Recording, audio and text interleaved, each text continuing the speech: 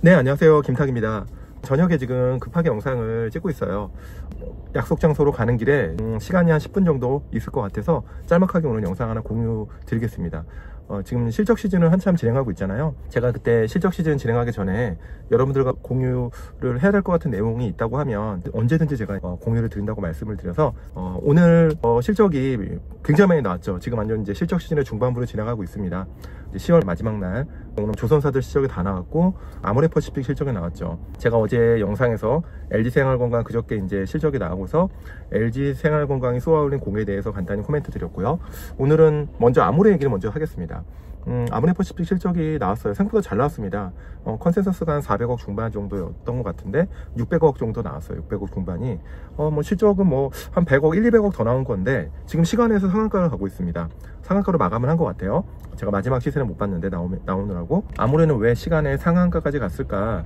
아모레 실적이 숫자가 단순히 200억 더 나와서 상한가를 갔다기보다는 둘 다 LG생활건강도 해외, 특히 중국이 문제고 아모레퍼시픽도 중국의 문제예요. 중국에서 그동안 오프라인에 굉장히 투자를 많이 해놓은 부분들이 지금 다 발목을 잡고 있는 거거든요. 중국의 소비 패턴이 바뀌고 아모레나 LG생활건강의 브랜드들의 경쟁력을 잃어가면서, 근데 LG생활건강은 언제 끝날지 모르는 겁니다. 터널에 들어가긴 했어.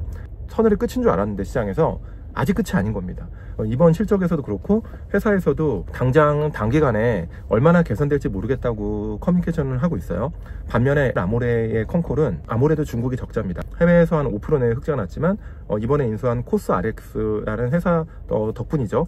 그럼에도 불구하고 중국이 적자지만 적자의 규모가 예상보다 작았고 동시에 적자가 4분기에 더 줄 수 있고 이제 어느 정도 터널의 끝이 보인다는 커뮤니케이션을 했고 시장에서 그걸 믿어주고 있는 겁니다.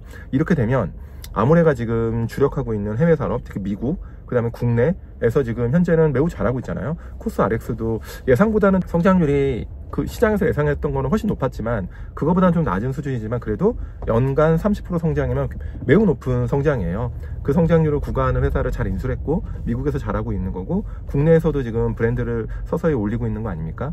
중국도 지금 구조조정을 잘 하고 있다고 봐요. 설화수는 여전히 예전 같지는 않지만 그래도 중국 사람들이 찾는 프리미엄 브랜드로 아직은 돼 있고, 려라는 브랜드도 지금 잘하고 있고, 나머지 이제 이니스프리 같은 브랜드들이 잘 안 되는 건데 그거를 잘 연착륙을 시키겠다는 의지를 잘 표현했고 시장에서 거기에 환호를 한 겁니다. 여기서 이제 사실 아모레랑 LG생활건강이 극명하게 달라진 점에 대해서 제가 코멘트 드린 거고요.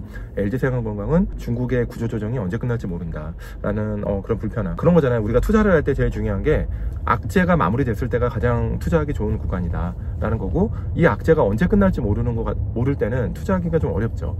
지금 그런 구간에 있고요.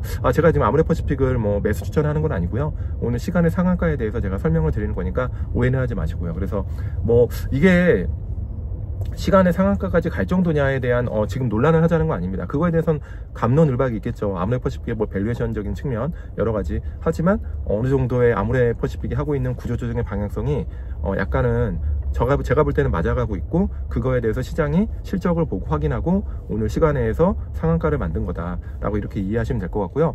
조선 섹터에 대해서 간단히 좀 코멘트 드리겠습니다. HD현대중공업이 나왔는데 아웃라인만 말씀드리면은 두 가지 포인트가 저는 좀 긍정적이었다고 봅니다. 첫 번째는 발주 시장에 대한 전망인데요.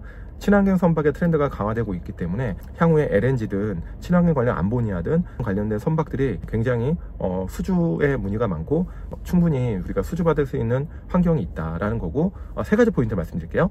자, 첫 번째는 친환경 관련된 발주 시장이 호황을 맞이하고 있다는 거고, 두 번째는 확실하게 조선사들의 마진이 개선된 거를 2분기 연속 확인했다는 겁니다. 지난 2분기도 조선사들의 마진이 굉장히 좋았잖아요. 이번 분기도 매우 좋았습니다. 3호중공업이 더 좋아질 수 있을까 했는데 3분기에 마진을 11% 찍었습니다. 조선사가. 여러분들 조선사 마진 11%, 조선사를 오래 보시지 않은 분들은 깜짝 놀라실 적이죠.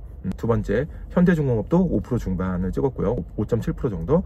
미포가 가장 늦게 회복을 하고 있었는데 미포조차도 3% 후반 정도의 실적을 기록했어요. 그래서 확실하게 마진 개선세를 보여주는 3분기였다라는 거고, 시간이 지날수록 조선사들의 실적은 더 개선되겠죠. 네. 그리고 마지막 세 번째는 이제 중국과의 경쟁에 대한 우려를 하고 있잖아요, 우리가. 그래서 지난번에 양쯔강에서 대규모 수주를 받았을 때 조선사들 급락하고 그랬는데 커뮤니케이션은 뭐냐면 조선사들이 실제 저가로 많이 싹쓸이한 건 맞고, 그 다음에 굉장히 낮은 가격에 지금 비딩해서 받고 있다는 겁니다. 그런 측면에서 품질에 대한 걱정을 하고 있더라고요. 그래서 품질에 대한 이슈가 분명히 있을 수 있고, 그리고 계속 앞으로 그렇게 저가로 선박을 수주할 수 있을지에 대해서 의구심을 표현했고요.